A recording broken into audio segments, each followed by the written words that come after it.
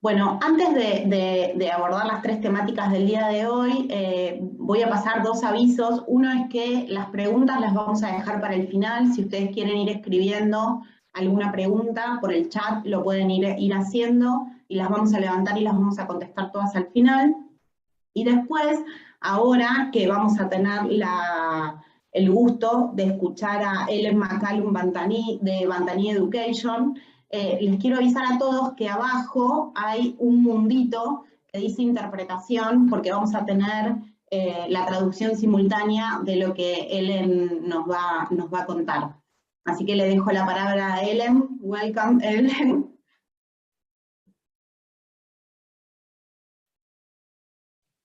Hola a todos. Estoy encantado de estar aquí, but I'm so sorry. My Spanish is not enough to speak all the way through. So please forgive me, but I'm very grateful to be here, and I'm very grateful to have the translator working with me too. Thank you. Let me share my screen. I'm here today to talk about the how, what, why, what, how of entrepreneurial learning, of entrepreneurship education as we see it, as we are working on it, and as many people around the world that we have the pleasure to work with have been taking this forward.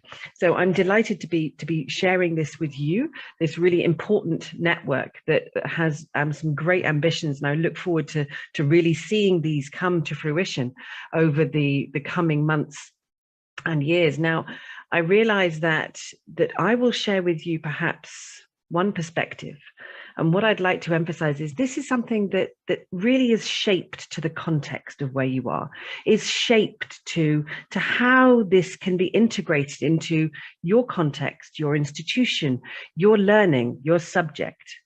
But I will bring to you today really the fact that we're a non-profit. We're based in Belgium, but we work around the world with education systems, universities, government organizations, educators, teachers from all levels, really looking at trying to integrate the skills that young people need to tackle the challenges, perhaps, that life throws at us at the moment, to try and understand the complexity we see in the society around us, to deal with the ambiguity, the uncertainty that is evident across our societies, across the world.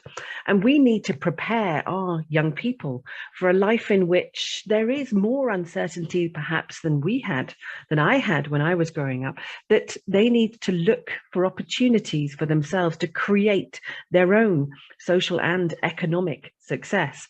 We need, as teachers, as educators, to support them to develop these skills through an education process that sometimes is not suited to that, but hopefully we can work together to create a pathway towards that.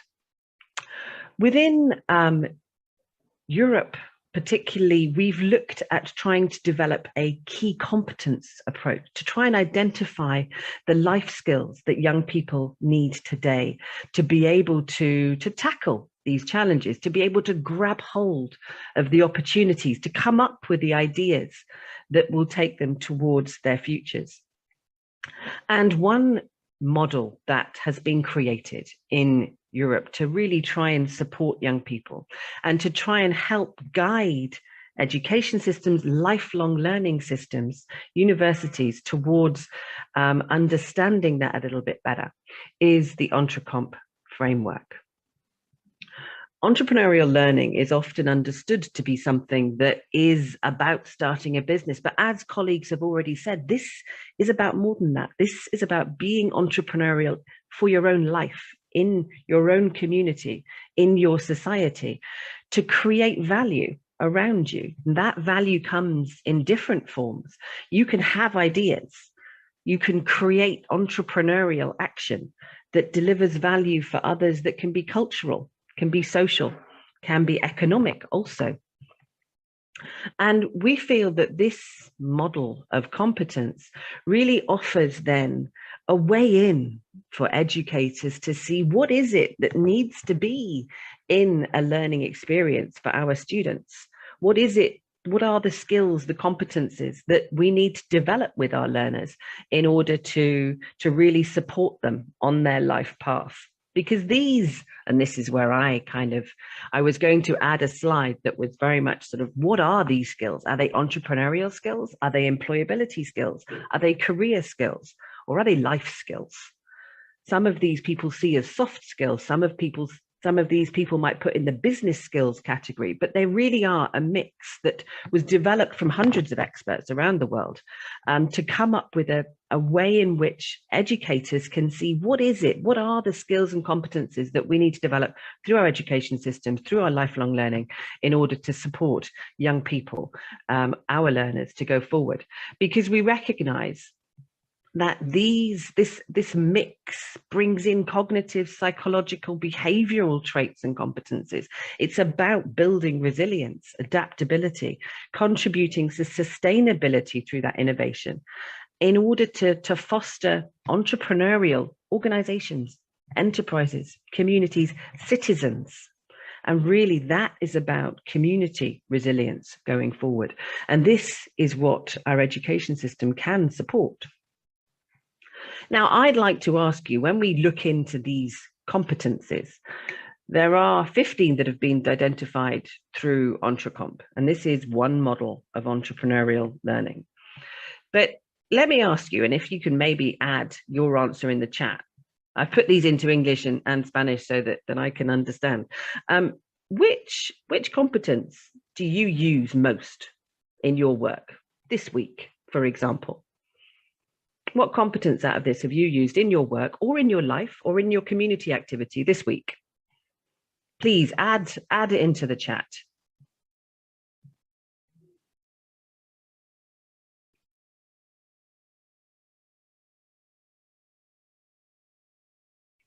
I'm hoping that we can see everything that comes through the chat. There we go. Maria, planificación y gestión. Yes. Motivation, Maria. Alicia, creatividad. Yes. Once you've answered that one, you've used that one this week. Tell me, are there any of these competencies that you've never used? Any of these you've never used?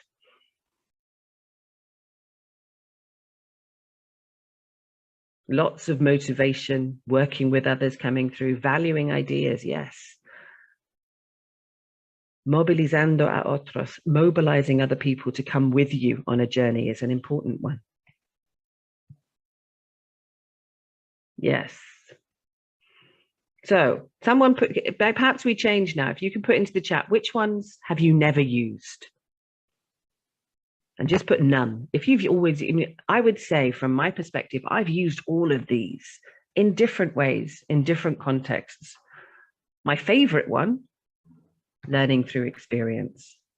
I'm not so good at it because it takes time to reflect and I kind of move fast forward, but it's an important one that I would like to learn to use better. Financial literacy is one that people haven't used so much. Any more? I would say that, you know, my ability, when I look at these 15, I think these were developed through a kind of crowdsourcing hive mind of people to bring forward the 15 competencies that really people use to be entrepreneurial in life, in work, in self-employment. And you use these across life. And this is the point I'm trying to make, is really, this is something that is very relevant. It's very applicable. And the challenge we have is, how do we integrate this into the education system? Now, to go into that creating value, because this is quite key, this using EntreComp to create value. That social value, cultural value, financial value can come through so many different ways into the education system. It doesn't have to always be core curriculum. Citizen parliaments, youth representation can be a great way to create social value. Cultural value can come through the extracurricular activities such as theatre performances, or that might be curricular as well. But it's this different kind of value that you can create through using your entrepreneurial capacity can be very different. can be diverse, does not always have to be that creating financial value, although we recognize that has value and is important for all of us. But when we look at this breadth, then we can see the relevance of these competencies across different kinds of frameworks, like the Sustainable Development Goals. When we look at this Sustainable Development Goals, we can see that the value of entrepreneurial action is relevant to all of these. We need to have these competencies in order to have impact in these goals, to create this vision of the future that we need, to create more equity in the world, to create more opportunity in the world, to bring peace to the world, to areas of the world where it is needed right now. So we can see the value of using these competencies, these cognitive behavioral traits, these attitudes, these skills that can be practiced in a safe space. And that safe space can be in education, can be in a university course, in order that when you practice them, you become familiar with them, you become able to know that you can use them, you recognize you can use them, you have that understanding, that self-efficacy to know that I can do this, I can have creative ideas, and I can put those ideas into action. I can deal with a situation where I may not have all the information. I can work with others. I can mobilize people. Sometimes I'm stronger in some than in others, but I have had the experience of doing this in a safe environment where I've been able to practice. And so those skills come more easily the second time, the third time, the fourth time. And this is why we're so passionate about getting these kinds of skills into the education system, because we see the value of these to students. It's about fostering that entrepreneurial skills and mindset, preparing students for the future where they will go into a complex social and economic environment. But it's that personal and social development that they gain skills, they can be creative, they can reflect, they can learn how to be more resilient. It's about practicing. And the education system is an important safe space for people to do that. How does this happen to come into the education system? There are many different ways. There can be this entrepreneurial learning is best developed through practical learning. It's best developed in a way that is hands-on, learning by doing, learning with others, learning in teams. But it's often done across many different activities within an education system, within a lifelong learning context. It should be developed, obviously, from young age right through. When you're in a university context, you have perhaps more ability to create that practical learning because you have older young people who have the independence, they have the, perhaps, we hope, a bit more confidence to try things out, and you can support them towards that independent economic, social future that they're working towards. There are examples of curriculum that we can see. Mathematics, you can analyze data on practical environments, see how you can improve situations within perhaps the college grounds using this kind of data, big data even. You can observe the flow of traffic along an environment, see ideas about how that can be eased. That could be geography. There are different things that you can do in order to create tasks, actions, ideas that are applicable perhaps to subject areas, but also can clearly be shown to develop entrepreneurial competencies, to develop these entrepreneurial skills. But the focus is when we worked with hundreds of teachers in order to design and understand and test the EntreComp Edu model, I'll come more to that later, we discovered there were some practical ways in which there's some examples here of the curriculum, practical ways in which we can really signpost educators towards understanding, okay, so if I develop these particular characteristics of learning, I am more likely to develop these entrepreneurial competencies. And these were this guiding principles, bringing creativity into the education learning experience, creating real world context, relating what they're learning to the real world, which happens. We know some of this will happen, but perhaps we can even take it into the real world, outside the classroom, creating collaboration. And this is collaboration between students, really kind of productive team working, where it's team working with purpose and understanding, but also with people outside the classroom, creating value for others and the student knowing that. Reflection, understanding and reflecting back on the learning process to understand what's been gained. And perhaps most important of all, visibility. Having the entrepreneurial competencies being developed through a learning experience, but being able to, the student and the teacher knowing when and where that happened. So to make those competencies, that skills development, visible, to make it really visible so that people realize they've developed it. I practiced it, I can do it again. So I've added into this presentation some really concrete examples of where resources are that can support educators, universities to take this forward. HE Innovate is a great framework for looking at how the innovative potential of a university. I'm sure many of you will have come across that. Advance HE is actually a framework in which you can look at how suggestions on how to make a whole curriculum more entrepreneurial, more enterprise and entrepreneurship oriented. That comes from the UK. ETC Toolkit, enhancing the curriculum, practical subject-based resources. These are links that, of course, you can access afterwards. I also looked for resources in Spanish that might be interesting. We have the Entrecomp Practical Guide, which is really a resource that offers ideas on projects that have particularly done different aspects of Entrecomp entrepreneurial learning, not all higher education, but certainly interesting. The entrepreneurial assessment tool, sometimes people say, what's the most challenging part of entrepreneurial learning? Maybe it is that visibility, but it's recognizing that visibility, assessing the progress and the process of competence development. And there's a tool here, Entrecomp Assess, which is actually in Spanish also, which is a self-reflection tool for educators, where you can map where you are now on how you assess these competencies and ideas to go forward.